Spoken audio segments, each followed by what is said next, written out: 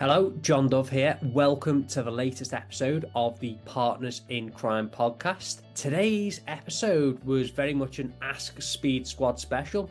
So we were answering your questions for the entirety of the episode. So we were answering questions mainly in relation to our upcoming Pupillage fair and in relation to witness handling, given that our most recent advocacy club session focused on evidence in chief and cross-examination. So we've enjoyed recording the podcast. We hope that we've answered your questions sufficiently. And if you've got any more, email them to us, info@speedmooting.com. Welcome to the podcast. Hello everyone. Hello and welcome to the Speed Mooting Podcast. I'm John. And I'm Hayley. And this is Partners in Crime. Welcome. So we start every episode by naming the episode. And we name our episodes after an athlete with a corresponding number to the episode number. Usually Formula 1 related. Usually Formula 1. I mentioned last week that the 20s are really good because most numbers in the 20s have been taken by Formula 1 drivers. Today is no different. I can't even remember what episode number we're on. 22. 22. Good job you're keeping track. So, do you need any hints? I need a lot of hints, please. He's Japanese. Yuki Tsunoda. Yuki Tsunoda. Oh, I got it in one. Got it in one. Wow. So he's the current number 22. Mm-hmm. 22 is one of the few numbers that have been used twice under the current numbering system. Oh, okay. Now, interesting. So, do you know who had number 22 before Yuki Tsunoda? Nope. He's probably slightly before your time, but you might know him. Okay. Pretty famous, yeah. You'll probably know him. Oh, okay. He's British. He's a Formula 1 world champion. Michael Schumacher's not British, is he? He's not British. You watched the documentary about him on the Disney Channel. Oh, I do know. Take a look over at the bookcase over there if you need a hint. Jensen Button. Yep. He's in our bookcase. He is in the bookcase.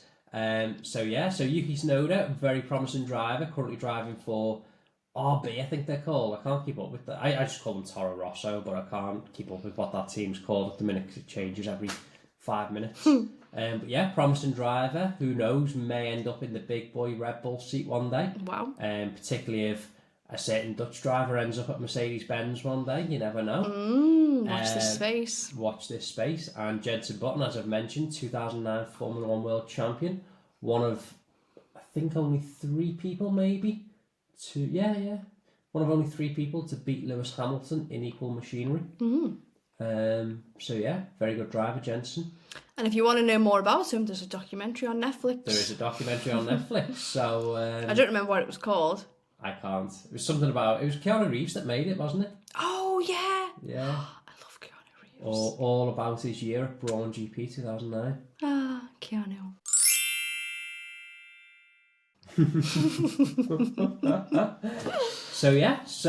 Welcome to episode 22. The Yuki Tsunoda and Jensen Button episode. Welcome. Yeah, let's jump into the podcast. Let's go. This week we've got a real focus on questions, Ask Speed Squad, because we've had many questions through. And the general theme seems to have been split into 2, doesn't it, Hayley? Mm-hmm. Because we've got half the questions on the Pupillage fair and half the questions are about witness handling. Yep. And the reason for that is it's Wednesday afternoon. Last night we had our legal session of the advocacy club and it was all about witness handling. So our members got the chance to undertake cross-examination, examination in chief, and also a little bit of acting when they played the witnesses. Yep. So at the end of the session, when I give my feedback and I open it up to questions, there were just many questions. There were just too many to answer. Too many to answer. So I said, I'll tell you what, I answered as many as I possibly could on the night, and we even ran over answering the questions. And I said, if anyone's got any more, drop me an email and we'll answer them on the podcast. And people emailed. And if you've got any more, keep emailing them in. We love your questions and we like to answer them on the podcast. So keep them coming. info@speedmooting.com or DM us. We're on every single social media platform. If we're not on one, tell us and we'll get on there.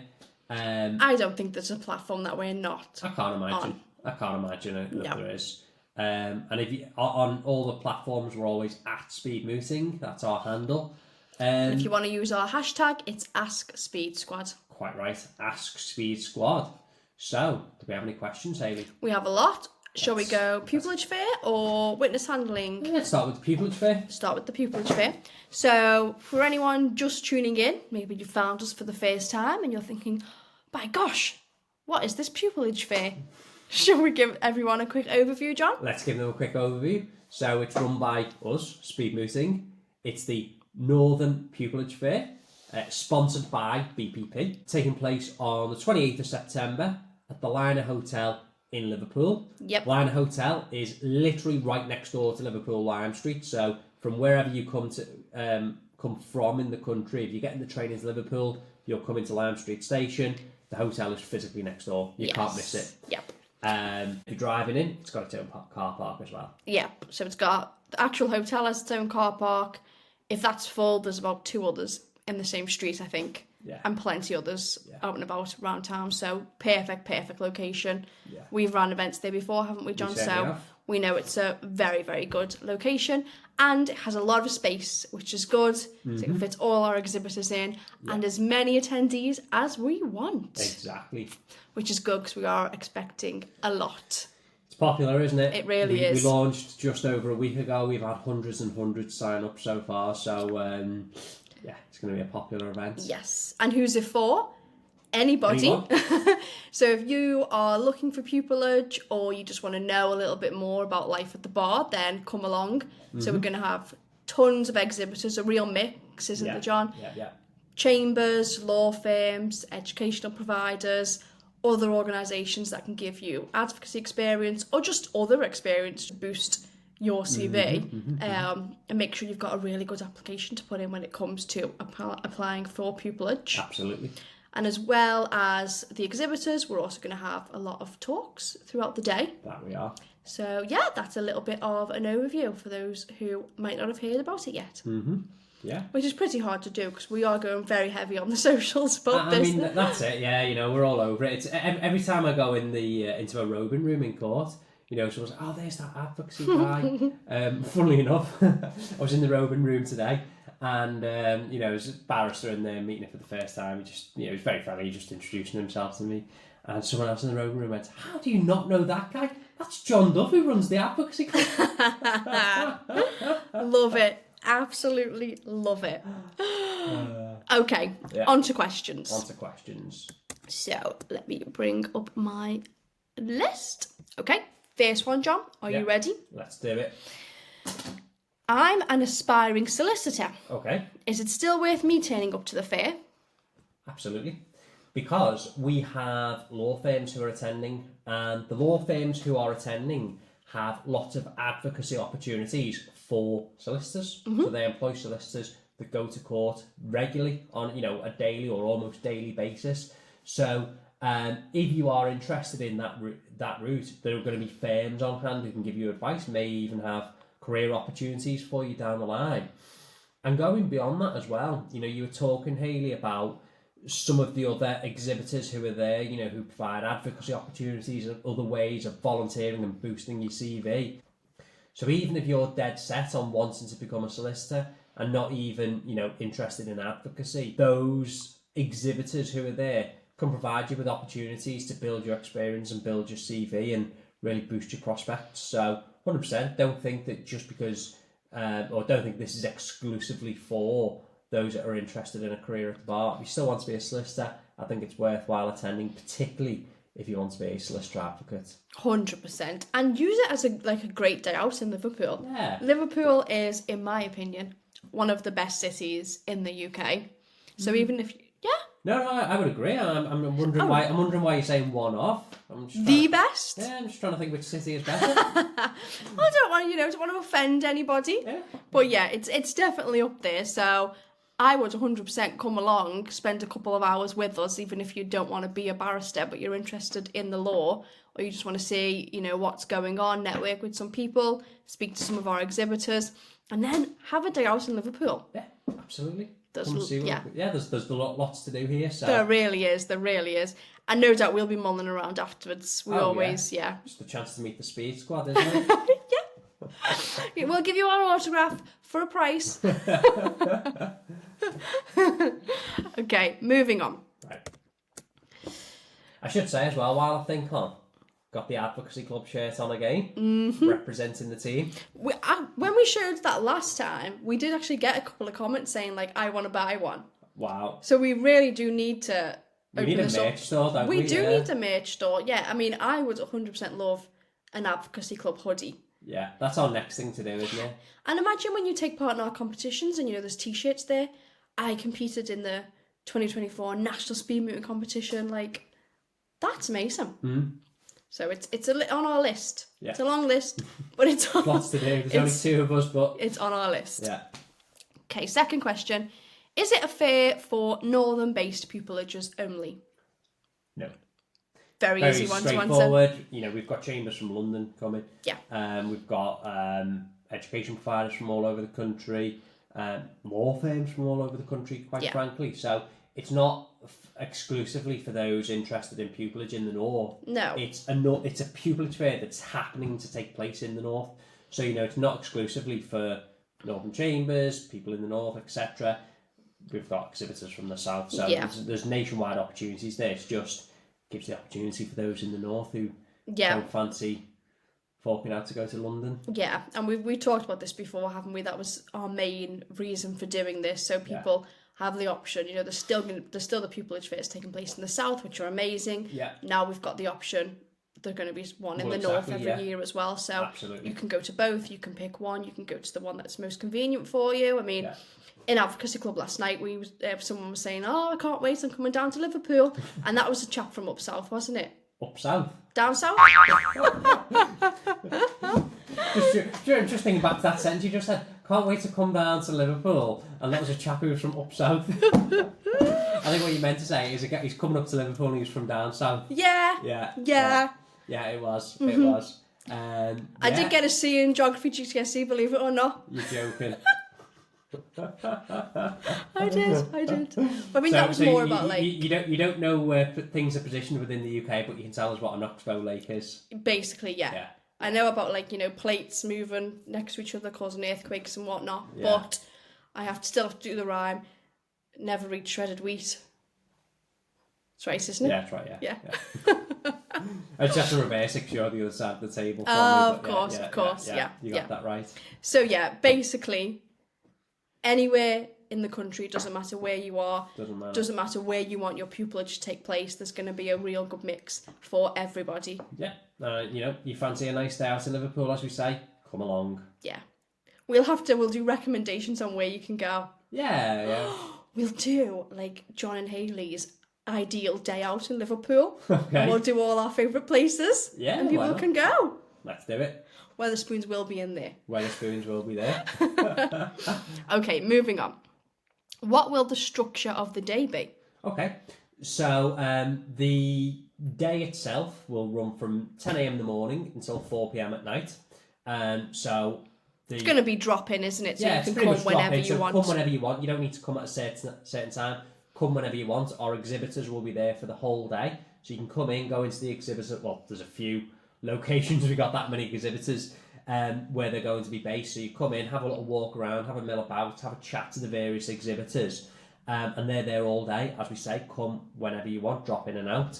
And on top of that, there's going to be talks as well, and they'll be spread throughout the course of the day. We'll be sharing the timetable on the website very soon, just because we just need to finalise 1 or 2 details on that, hence the reason it's not on there as yet.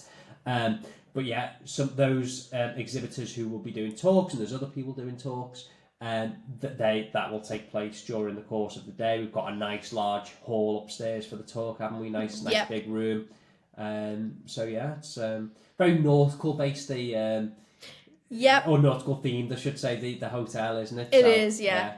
It's a really nice space. Yeah. But so there will be a structure to the day, but basically you don't have to make sure you're there dot on 10 o'clock or. No. Come when you want. Come when you want, stay as long as you want, and you'll have a timetable of the talk. So listen to them all, pick and choose the ones you want to listen to. It's completely up to you. Yeah. So in terms of talks, we've got, criminal solicitors giving talks, we've got commercial chambers, we've got the big education providers, we've got future pupils giving talks. So it's a really broad range, and you're going to hear talks on a wide variety of topics. So it's going to be really, really interesting.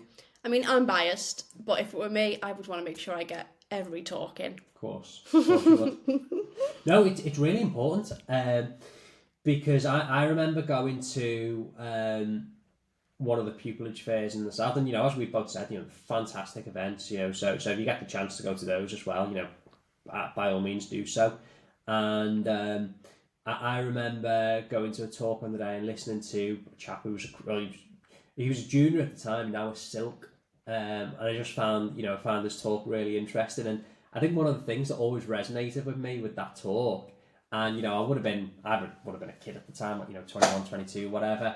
And he said, he came to the criminal bar later in life. I think he made a joke because he said 27 or 29, which is actually very young. But when you're about 21, I thought, what?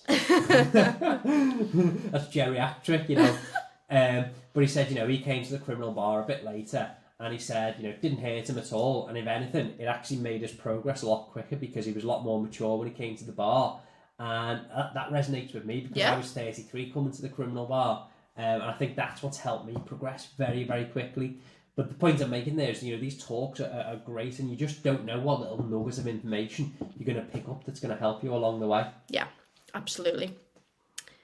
Will you provide a list of exhibitors? We certainly will, and we already have. Yep. So if you visit our website, speedmooting.com/. Do you remember Ant and Deck on... No. Oh, what show was it? One of the shows they used to present years and years and years Dig ago. It? No, Dug so It? like Pop Idol or something like that. Oh, okay. And they always used to say the website, for how you could vote and, whatever the website, and then they go, /. You might be able to find some B-roll of it. I'm sure I will. So anyway, speedmooting.com / Pupillage-fair. Yep. Or if you just go on speedmooting.com, there's a million links on there. You'll find the link for the Pupillage Fair. All the details are on there, so you'll see all the exhibitors. Well, not all of them, because they're not all been confirmed yet. So there's a few more to be confirmed in the not too distant future. So there are more being confirmed all the time. So that list of exhibitors is constantly growing. Definitely. So the best way for you to make sure you're being kept up to date with everything is to register, as John said. So if you go to speedmooting.com, Pupillage Fair page, you can see an initial list on there. But then if you register your attendance with us, then we'll keep you up to date with the list, with the timetable, with everything you need to know. So if you haven't already done so, make sure you register with us. Definitely. And you will be in the know. Certainly. Okay. Closely related question. Are there still opportunities for exhibitors? There certainly are, So if anyone's interested in exhibiting at the fair, and it's open to all manner of organisations. So as we've said, we've got firms, we've got chambers, we've got educational providers, we've got charities, we've got public speaking training companies. It's a really broad range. If you've got something to offer to aspiring barristers, we're more than happy for you to exhibit. So drop us an email, info@speedmooting.com. We'll give you all the information, set up a call if we need to, and we can go from there. So if you want to exhibit, feel free to get in touch. We've got a really big space, haven't we? Because huge. We're really closely connected with the Liner Hotel. We've run events with them before, so we pretty much got the run of the entire venue, haven't we? Yeah. So, discussions will stay open as long as we possibly can. Mm-hmm. So until it's full, or until, final details go to the printers, etc. So we can always add you, we can, but get in touch with us sooner rather than later, please. Yeah. So we can let our students know who'll be coming and make sure everyone knows about you, knows that you're exhibiting, etc. But conversations are most definitely open. They are indeed. We're back and forth with, I think it's got to be at least 10 off the top of my head right now. Yeah. So very, very exciting, but please do get in touch if you want to exhibit with us. Yeah. I think that brings us to the end of the Pupillage Fair questions. Okay. For now. Yeah. No doubt there'll be more. Yeah, as John said, we really don't mind your questions, so any more, send them in to us and we will happily answer them. Moving on to one of your favourite topics, I think. Okay, what's that? Witness handling. Oh, I thought you were going to say Formula One. No, strangely, we haven't got any Formula One questions. If you've got any Formula 1 questions, feel free to send them in. Who's your favourite Formula 1 driver? Ooh, that's an interesting one out of the current crop. Well, not out of the current crop, out of... Let me answer first. And Okay. then, so you look away. Oh, you're going to hear me, though. Put your fingers in your ears. Sebastian Vettel. Okay. Did you say it? Yeah. So, favourite driver of all time, or? Yeah. Or just your favourite. It's a tough one, this, because it's down to two and it's hard to pick between them. Okay, who are the two? Michael Schumacher and Sebastian Vettel. Yeah. I said Sebastian Vettel. I should have said Schumacher as well, because I know you love him too. I think, it's hard to say. Probably Vettel. Anyway, we're digressing, aren't we? We are. Okay, so witness handling. So, as John mentioned, we had our advocacy club last night, which was our witness handling session. And this is part of our summer series where we've been conducting a criminal trial. Yeah. We did the opening speech. Now we've done witness handling. Yeah. And coming up next month is your all-time favourite, the closing speech. So if you want to join us to perform a closing speech for a criminal trial, get onto our website and start your membership with us, spearmooting.com / advocacy-club. Yeah. But yeah, as John said, we had an awful lot of questions because it's such an interactive form of advocacy, isn't it? Yeah. And a lot of it can differ between different styles. Different people might have slightly different approaches. Oh, absolutely, yeah. So it's definitely one of the main forms of advocacy that prompt discussion, I would say. So yeah, we didn't have time to answer all the questions in the club.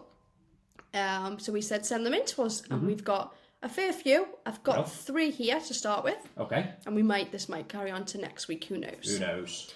Are you ready, Jan? These are most definitely questions for you and not for me. Okay.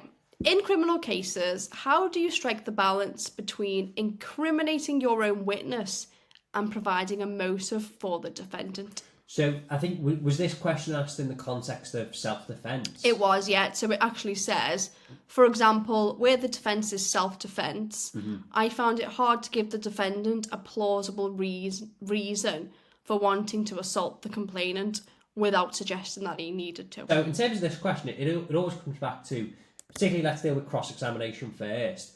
Think about what questions you're asking and how they're going to feed into your closing speech. So taking this example, and I think this question has come because the case that we were dealing with was a Section 39 assault by beating, and the defence was self-defence. So our defendant in this trial says, well, he's punched the complainant to the nose, it's caused a bloody nose, that's an agreed fact. So the defendant has punched the complainant, caused the bloody nose, that's agreed, not disputed, everyone agrees that. Our complainant says, well, it was unprovoked. He says there was a bit of an argument, what have you, but, it was completely unprovoked. The defendant says he was kicked and pushed, and then that's what prompted him to throw the punch. So for your cross-examination, what you're going to be doing is ultimately you need to make sure that you're putting your case, because, there's not really much that you can really be doing to incriminate your client in those circumstances anyway, because it's, everyone knows he's throwing the punch, everyone knows that. So if you're putting your case to the complainant and suggesting that he's got a reason to basically start on the defendant, and I think in this situation the reason was, well, A, he's drunk, B, he wanted some money as well, didn't he? And C, we know that he's got a propensity for violence, this guy as well. So when you put in all those matters, then you've got the fuel that you need for the closing speech later on in the trial. Mm-hmm.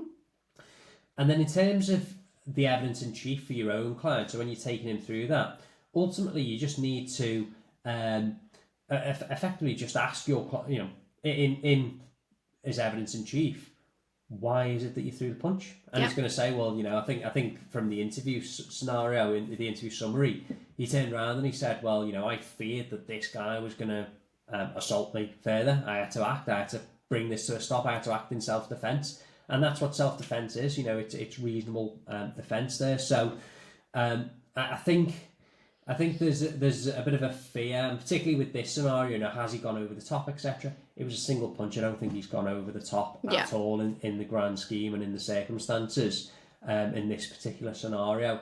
And it's all about just weighing it. So, think about what the issue is for trial, particularly on a self-defence case.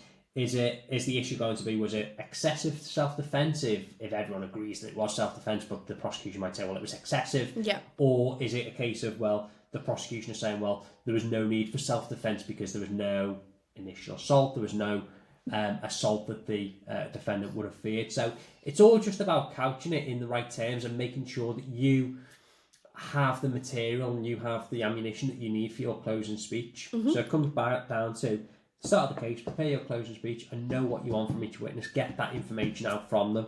Yeah. Good answer, John. Yeah. Next one. Is there a particular trick to re-examination and getting the judgment right of whether to conduct re-examination or not? Yeah.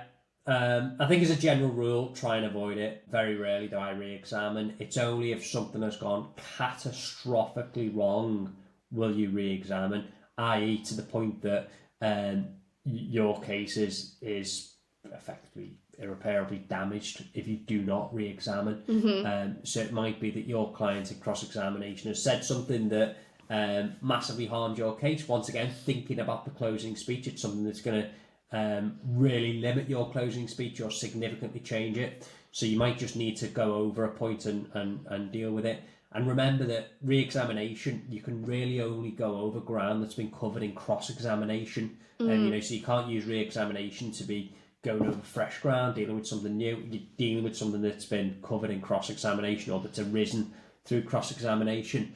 So it's not another stab at examination in chief. That's over. You can't bring in something new. No, that's been and gone. So think about what the purpose of it is, because when you re-examine, you're highlighting to your tribunal, whether it's a judge in the magistrate's court or magistrate, or whether it's a jury, you're highlighting that something's gone wrong. That's the reason that you've had to re-examine and deal with something, so that they can see. So you've obviously got that weighs against you anyway when you're dealing with re-examination. So think about what potentially can be gleaned. Will the benefit outweigh the downside of having to re-examine? It's like that film we watched the other day where the guy said, "Is the juice worth the squeeze?" So it's only if your case has been really irreparably damaged and you've got to cover something again, do you deal with it. And then, once again, if you are going to do so, just deal with it in the simplest form. It might be just a handful of questions, might be one question that you need to deal with. It might be that your client's given an ambiguous answer under cross-examination and you just want them to clarify what has been said or what you think they meant, etc. So just there's no real difference to the questioning technique that you would use in your evidence in chief, but just think carefully. And it's one of those, it comes with time. You get the smell test for whether you do or don't need to do so and what the likely consequence will be. But as I say, try and avoid it if possible and only use it if your closing speech is going to be hampered without it. Yeah. Okay, third question. Does signposting ever become inappropriately leading in examination in chief?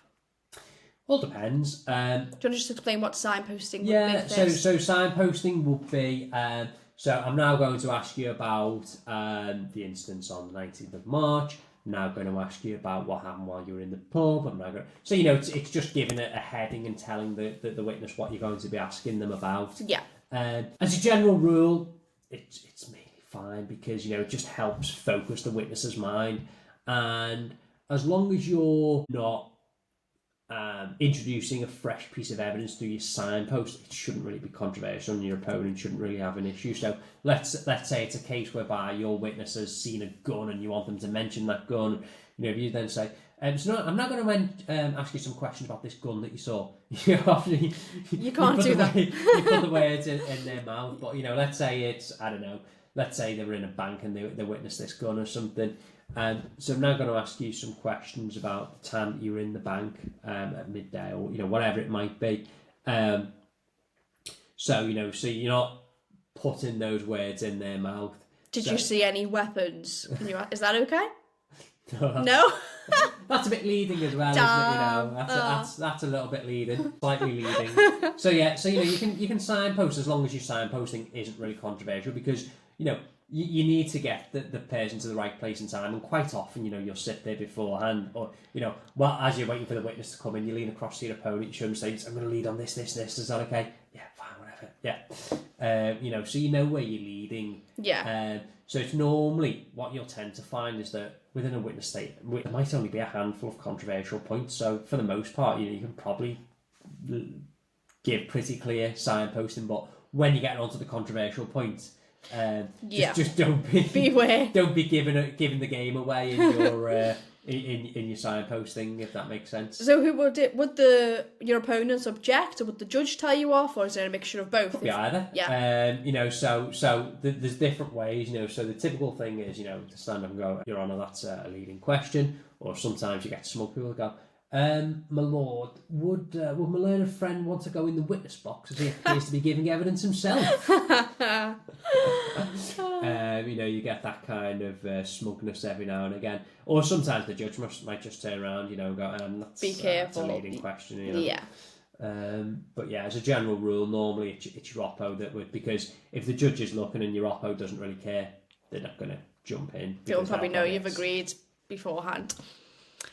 There we go. Well, I think we have grilled you enough for now. On witness handling. Okay, next one coming up is the closing speech. It is indeed. September, that's our legal advocacy club session. Yeah. And our public speaking advocacy club session.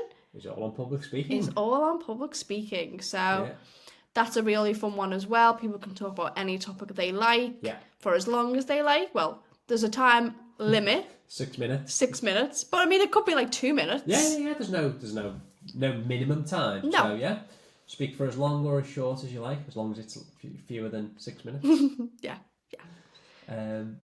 So that should be an interesting one. So it's all about speeches this month, isn't it? It is, yeah. All about speeches. So in actual fact, the public speaking session will actually feed in quite nicely for the closing speech, because the closing speeches, particularly in a criminal trial and particularly in the Crown Court in front of a jury, it's the one time really that you can get a bit impassioned in your speech. You can be dynamic in the speech, if I put it that way, because quite often if you're making submissions in court, it's generally quite passionless. And then obviously, witness handling is it's a questioning technique rather than anything else. So the closing speech is the one time whereby it gets similar to a general speech that would be given in day-to-day life, and you can put your own spin on it. So it's really fun, and so many people have different techniques. It's really interesting to watch. Yeah, definitely. Yeah. And if you want to watch some, get yourself down to your local court and get down to the local Crown Court. I mean, if you watch a really experienced barrister give a closing speech, it's something to behold. And you can really tell when someone's quite experienced, and what they'll often do, they'll speak to the jury and they'll always throw analogies in there. Think about like this, and they'll try and they'll set a scenario, and then it's not to do with law, nothing to do with the case, and then they'll link that back to the present case and say, and this is how you think about, it's really impressive. Yep, there we go. So I think brings us to the end today, John. Pretty much brings us to the end, doesn't it? Yeah, we could do our Lane in the Law and our commercial corner, etc. But I think this was an Ask Speed Squad special. Yeah, we just had so many questions this week. It was worth doing a special, wasn't it? And we're both fighting cold a little bit, so yeah, I'm feeling slightly better today. Just trying to recover from it. It's crazy. It's the change in weather, isn't it? Because it's August, and it's grey. It's miserable. I've had the heating on in the car, and we've had the heating on home, haven't we? We have. Ridiculous. Yeah. But who knows? Maybe we'll get a summer next month, but we won't hold our breath. We'll hold our breath. We'll wait till we go to Tenerife, and then we know we'll get a summer. Yeah, at least we'll get a summer up there. But there we are. Brings us to the end of another episode. We've got one more episode remaining before we go down to London for the National Speed Mooting Competition. So I've enjoyed recording this podcast. Have you enjoyed recording it too, Hayley? I have, John. Hope you've enjoyed listening. If you are still with us, still listening, you've made it this far, then comment below / // / That's the comment we want from you today, /. So until next time. Bye.